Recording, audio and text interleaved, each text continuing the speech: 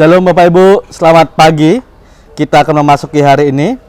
Bapak Ibu, kita menonton video ini, kita bangun pagi, bangun dari tidur kita, memberikan waktu saat teduh, dan kita mencoba untuk merenungkannya. Kemudian kita bangkit dan membereskan segala yang perlu dibereskan, dan kita mulai melangkah untuk memasuki hari ini. Ini disebut dengan waktu yang disebut sebagai kronos, catatan kronologi apa yang terjadi. Bagi pengguna Facebook, kita akan mungkin lebih akrab mengenalnya sebagai lini masa, sebagai terjemahan dari kata kronos, kronologi. Kronos, waktu yang bisa diukur, dijadwalkan, dan dikontrol. Namun bila dari kita bangun pagi hari ini, kemudian kita memberikan waktu untuk saat teduh dan mendengarkan renungan hari ini, kemudian tersentuh dan tergugah oleh firman Tuhan, dan firman Tuhan ini mempengaruhi kehidupan kita sampai saat ini. Kita tergugah oleh firman Tuhan dan dibaharui melalui firman ini. Ini yang disebut dengan kairos, Bapak Ibu. Waktu sebagai ketetapan Allah atas hidup manusia. Dan inilah yang mau kita bahas pada pagi hari ini melalui firman Tuhan ini, melalui renungan ini. Maka sebelum kita memasuki firman Tuhan, kita bersatu di dalam doa. Kasih karunia dan damai sejahtera dari Tuhan Allah Bapa kita dan dari Tuhan Yesus Kristus menyertai kamu. Amin. Firman Tuhan Bapak Ibu tertulis di dalam Pengkhotbah 3 ayat 1. Saya bacakan Pengkhotbah 3 ayat 1. Untuk segala sesuatu ada masanya, untuk apapun di bawah langit ada waktunya. Marti kibede luhutna natinopa, marti tibedo uhut nasa sakap-sakap di hasyanganon. Parjamita tulu ayat sada. Demikian firman Tuhan. Bapak Ibu, ayat ini begitu familiar untuk kita. Terlalu terkenal sampai-sampai sering disalahpahami tentang maksudnya. Pengkhotbah 3 ayat 1 sering dipakai seperti slogan, seperti motivasi atau penghiburan. Tenang saja, semuanya ada waktunya kok. Ayat ini sering terdengar indah untuk menghibur orang. Namun sesungguhnya ayat ini bukan terutama tentang menghibur hati yang sedang gelisah, melainkan bagaimana kita merendahkan hati kita untuk membiarkan Tuhan menguasai hidup kita. Bukan kita yang menguasai diri kita sendiri. Itu makanya dikatakan pengkhotbah, bukanlah segala sesuatu akan berjalan sesuai rencanamu, tetapi dia malah berkata, hidup ini tidak berada di tanganmu. Sang pengkhotbah mengundang kita untuk memegang satu pengakuan iman, Bapak Ibu. Kita tidak memegang waktu. Allah yang memegang waktu di dalam kita. Maka Bapak Ibu, menurut tradisi Yahudi, kitab ini ditulis oleh Salomo pada masa tuanya, ketika ia merefleksikan hidupnya yang telah dijalaninya setelah mengalami kemerosotan iman, penyembahan berhala, dan pencarian kebahagiaan melalui kesenangan serta kekayaan, bahkan sensual. Bapak Ibu, dari semua pengalaman hidup tersebut, Salomo sudah melihat terlalu banyak keberhasilan dan kegagalan.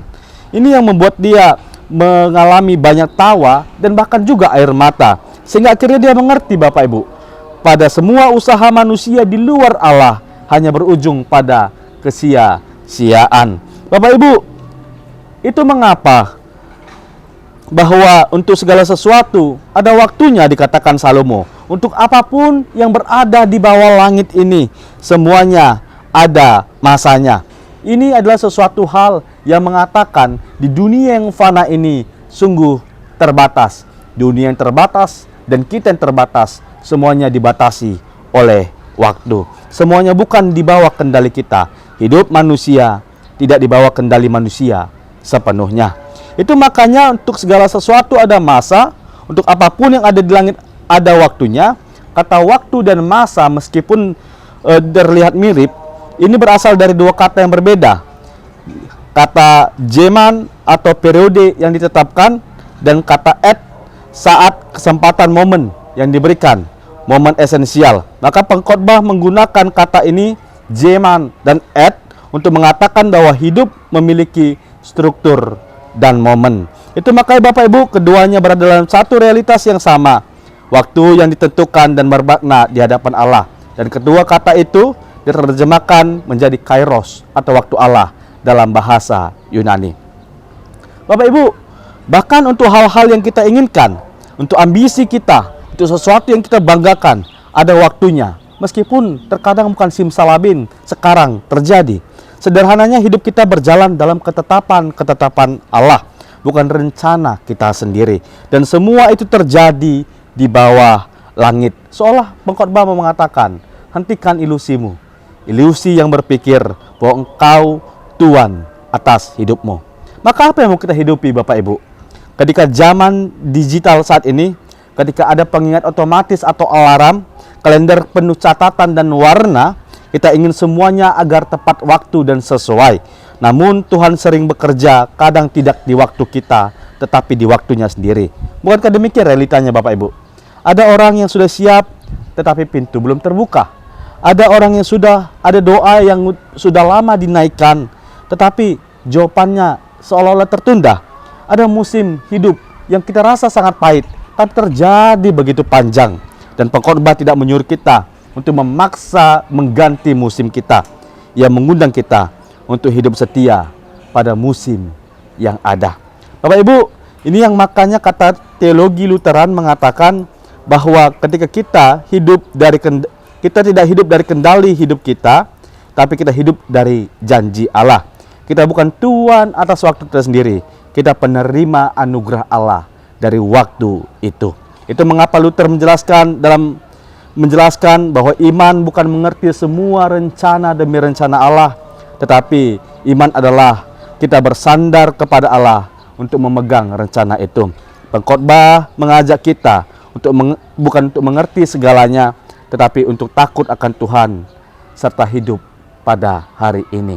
Seperti petani Bapak Ibu, dia menanam, dia menyiangi, dia menyiram, namun bukankah dia harus menunggu?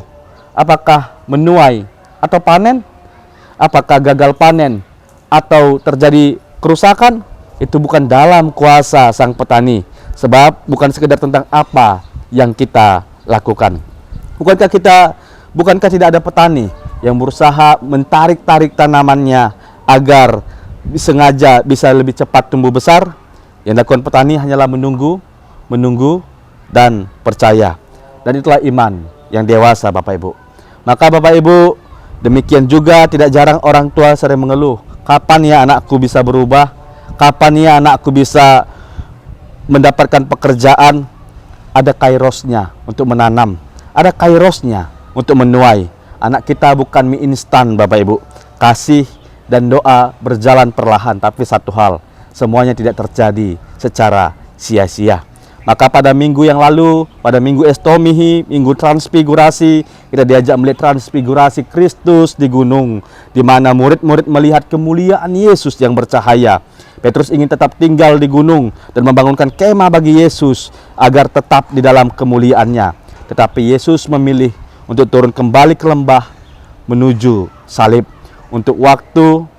Ada waktu untuk kemuliaan, ada waktu untuk dalam penderitaan. Bapak Ibu, mengapa Yesus turun dan menderita? Justru inilah kabar baiknya. Allah tidak hanya mengatur waktu, Ia masuk ke dalam waktu. Bapak Ibu, Kristus lahir pada waktunya. Dia menderita pada waktunya. Bahkan dia bangkit juga Bapak Ibu pada waktunya. Dia memikul seluruh musim dan masa hidup manusia.